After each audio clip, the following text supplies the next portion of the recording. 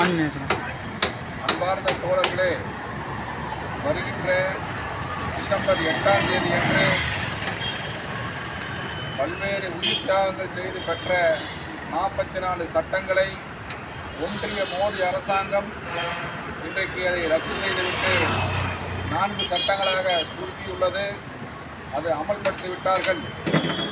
மிக மிக கொடிய சட்டமாகும். இந்த தொழிலாளிகளுடைய சட்டங்களை எல்லாம் இன்றைக்கு உரிமைகள் பறிக்கப்பட்டு விட்டது. இனிமேல் 8 மணி நேர வேலை கிடையாது, போனஸ் கிடையாது, ஓய்வூதியம் கிடையாது, எந்த விதமான சலுகையும் கிடையாது. அத்தனை உரிமைகளையும் பறித்து விட்டார்கள் மோடி அரசாங்கம். ஆகவே தோழர்களே, வருகின்ற 8ஆம் தேதி அன்று இந்திய கம்யூனிஸ்ட் கட்சி, மார்க்சிஸ்ட் கம்யூனிஸ்ட் கட்சி, விடுதலை சிறுத்தைகள் ஆகிய அமைப்புகள் சார்பாக மாபெரும் கண்டன ஆர்ப்பாட்டம் கோவை சிவானந்தா காலனியில் நடைபெறுகிறது. தமிழ்நாடு முழுவதும் நடைபெறுகின்ற ஆர்ப்பாட்டம் நடைபெறுகிறது.